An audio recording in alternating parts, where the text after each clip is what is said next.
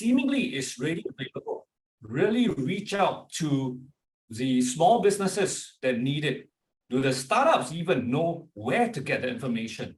You talk about education. How? In what form? And that is also in part constrained sometimes by the access to technology and infrastructure.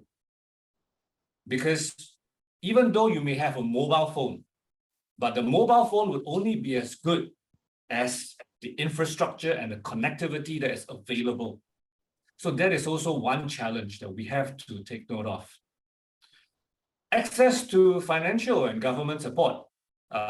Singapore is one of those countries where the government, there are so many funds and grants that sometimes as entrepreneurs, we are a bit confused and we're not very sure where to go to try to tap on those funds.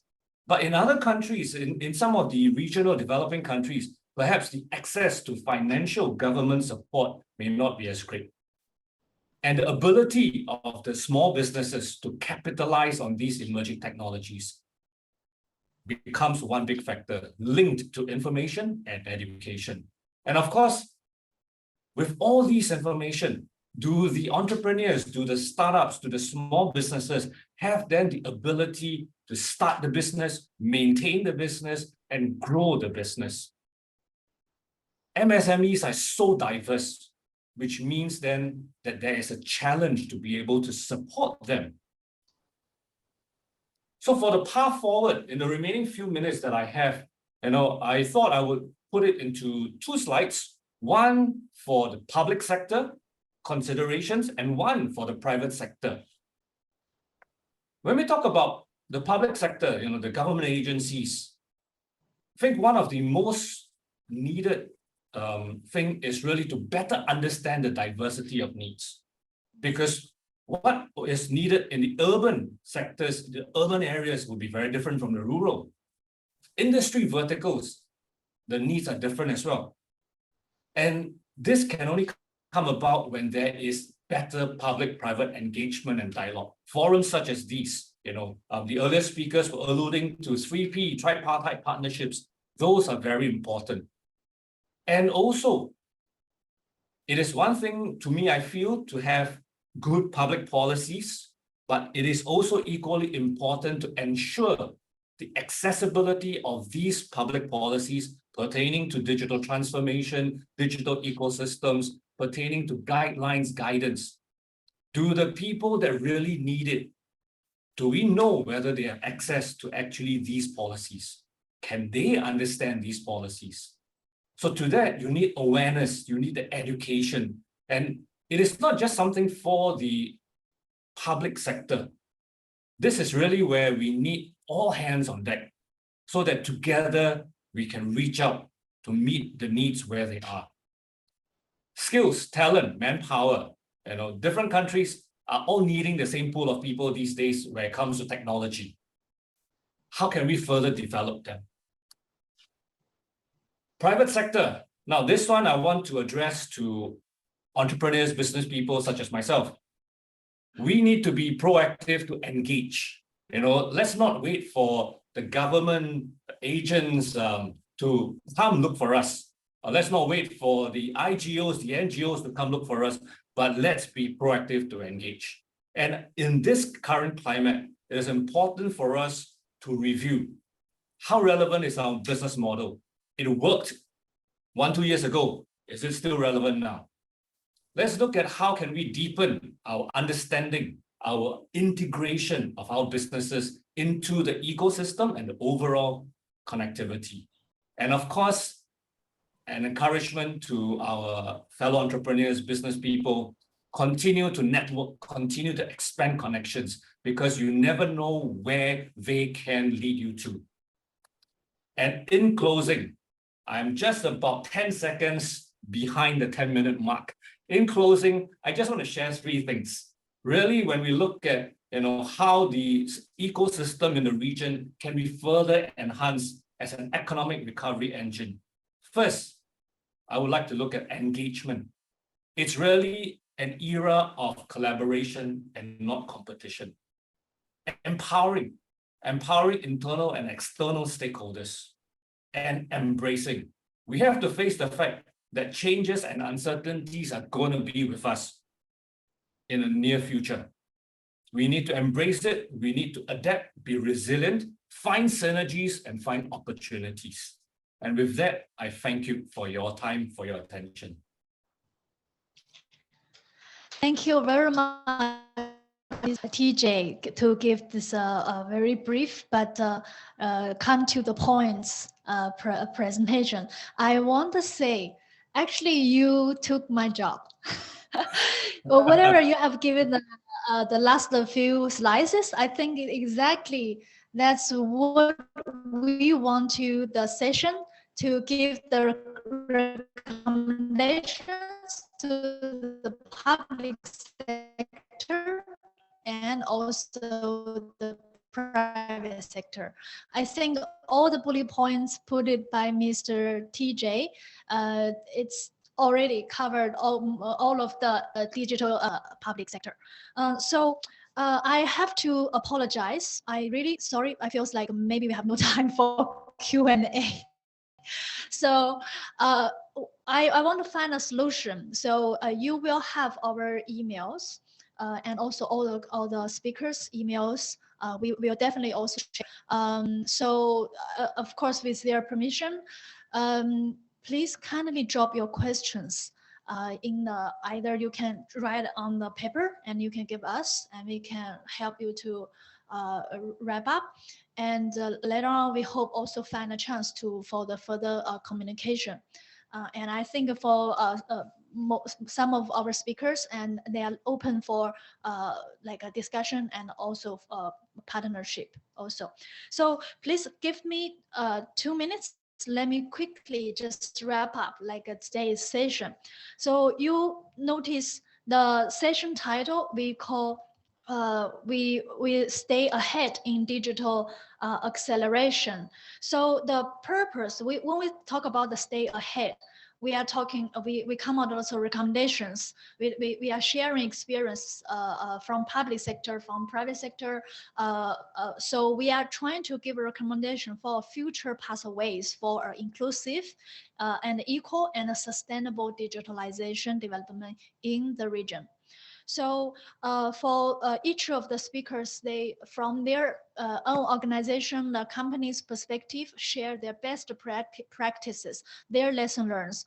And for example, Mr. Sajib talking about the sustainable projects running by UNCDF for the projects for sustainable finance projects. So he has given very good points. The projects they are doing, they are for the payment system development, for digital payment platform development, also most importantly education for the people know how to use and how to use the knowledge.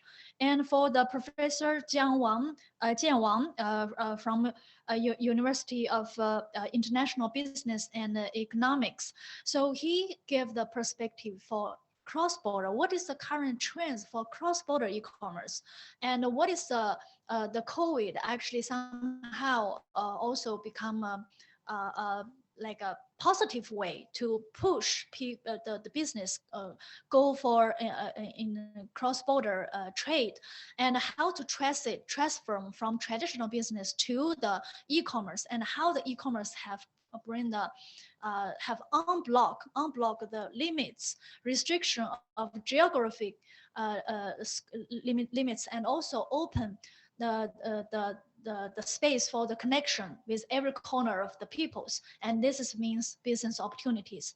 And he also mentioned give a recommendation for the regional level of organizations and also all the governments to considering collaboration to find out a synergy or the like a unified the way for the payment to facilitate the cross-border e-commerce payment and the flow of the digital data. This is really important for the regional level of cooperation to facilitate international trade and especially digital economy or cross-border e-commerce. And we have Ms. Xin Yiling representing a very interesting e-commerce, rural e-commerce platform based in for China. I think her story, her company's best practice tell us two things. As a agriculture companies or even the people living in the rural area, as long as there are services available, as long as the infrastructure are ready, go for e-commerce is possible. And another point from Pinduoduo's case, we notice there are a lots of space for the service provider to join the e-commerce or digital economy industry. So please be innovative, be like to improve your services, like our last speaker mentioned about to learn from the ecosystem. You have to catch up the opportunity, always keep learning what is with a new sense coming up, catch opportunity, seize the market share. And the fourth speaker, Mr. Chonladet, he gave a very interesting perspective from the emerging technology for fintech, for digital payment, and also some kind of services available in Thailand, and and also I apologize for the second part because it's quite very technical for the fintech. It's out of my knowledge. I think that's exactly also the where we all the SMEs should be learn further to to understand how the fintech technology can help you to enter the business through the e-commerce, and also. For the last speaker, Mr. TJ Oi, I think he have already voiced out from the private sector, especially micro, small and medium size of SMEs. He mentioned very clear about the capacity building activities, dialogues, and learn from the ecosystems.